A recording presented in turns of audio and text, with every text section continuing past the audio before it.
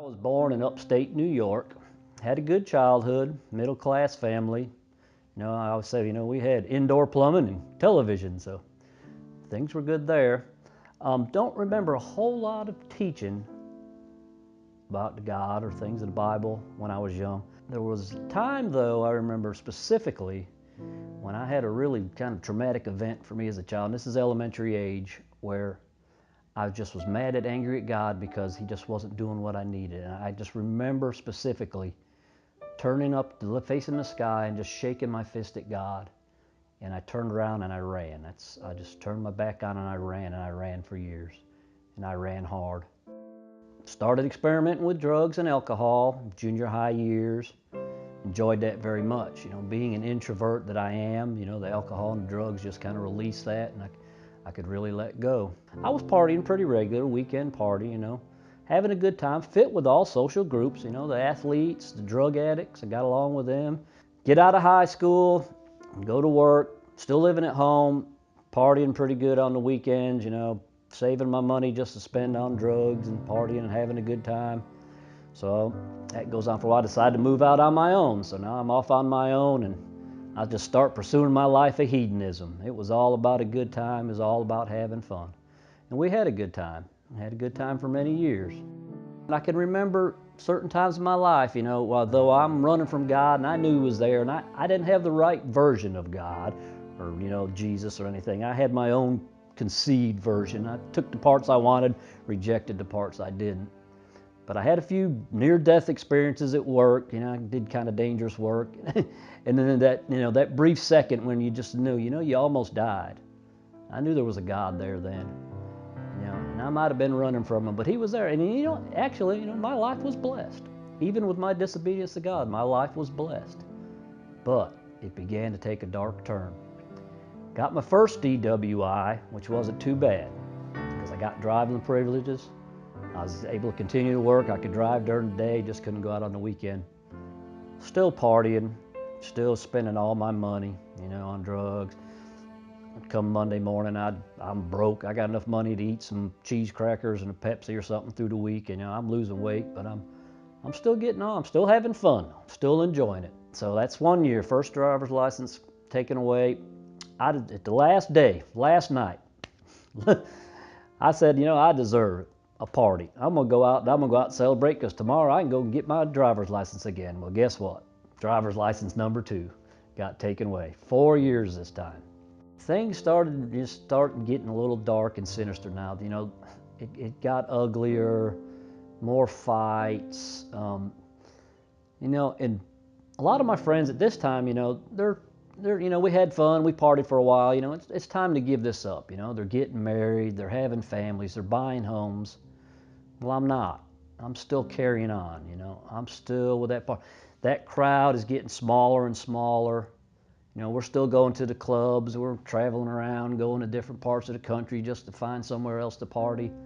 And you start to notice that, the people you're partying with are getting younger.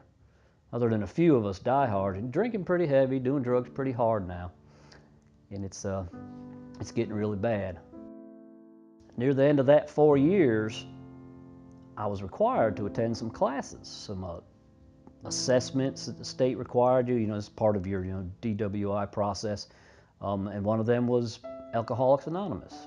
I started going to those classes. Went to some Narcotics Anonymouses. And that, that was kind of that was a shift right there, a change, a paradigm, whatever in my life, where, I looked at God again differently, through the steps in the AA program and the books. I'm reading the books, and then, I realized, okay, maybe I do got some tendencies, some bent internally. I didn't realize it was sin at the time or that kind of stuff. I didn't quite understand. But there was something about me that caused me, just to get a little bit out of whack at times. So my perception of God changed a little bit. I still wasn't saved, but I was sober now. It was kind of like a white knuckles salvation. I was doing it in my own strength. I was not totally surrendered. One of my ways to get to work, he was just getting tired of taking me to work, because I was his boss. I'm shouting orders at him all day long, and he's running me back and forth. Well, that wasn't working. So I had to kind of change positions at my employer, where I got to ride to work with another guy.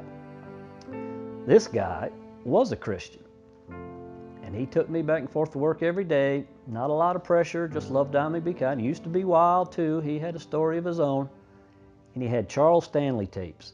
And every day he'd pop them things, those cassette tapes. He'd put them in there, and I'd listen to them going down the road. I liked them. So again, still not saved, still living sober, still just doing it on my own strength. But those messages stuck. Then I met Rebecca. She'd been on a little detour with her walk with God when she met me. I'm still sober. Still got a lot of issues that are being stuffed I'm not dealing with because I don't know that I have issues, but I think I'm right and the rest of the world's wrong. So we give it a shot. We went for it, but she said one thing. She said, "I'll marry you, but we're going to church." I said, "Fine, not a problem." I'd been to church a few times in my life, heard some good sermons, nothing consistently, here and there, a couple times a year maybe. So 7/6/1999, we got married. 7/13/1999, I went to church for the first time. And here's where, God really started moving in. He took me to a church that had big drums, big guitars, rock and roll. And I'm like, I can dig this. So we went back, and we went back, and we went back. And I started listening this time. One Sunday morning, I just was sitting there in service, and I decided to get up, and I walked down that aisle, and I prayed the sinner prayer with that pastor. Now, there wasn't big lightning bolts. It wasn't a really dramatic, emotional experience. I made a decision that morning, and it clicked. I said, I can't do it. I'm going the same place. It's just a vicious circle. I'm not accomplishing anything. Yeah, I'm sober. Yeah, I got a house. I got a wife that loves me, but I don't have peace. I don't have that hole, something that was missing. So I began my journey with the Lord. One thing I have learned in my walk with God, you don't always see His blessings when you're in the midst of it. It's in hindsight. Once you go through the trials, once you go through the growth, once you go through the setback, once you go through the detours, and you get through them, then you look back. That's when you see the goodness of God.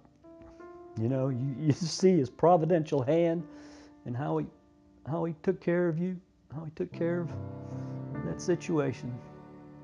So it doesn't, I don't know what God's got in store for me. It doesn't really matter. He knows. I just need to be obedient. I need to stay in His Word. I need to stay serving. He'll take care of the rest. He'll tell me what He wants me to do. And if I disobey and I don't do it, He'll nudge me back where I need to be. I don't need to think about that stuff anymore. I just need to trust and walk. There's an old book came out once that just said, just enough light for the step I'm on. That's all I need. His light, my next step.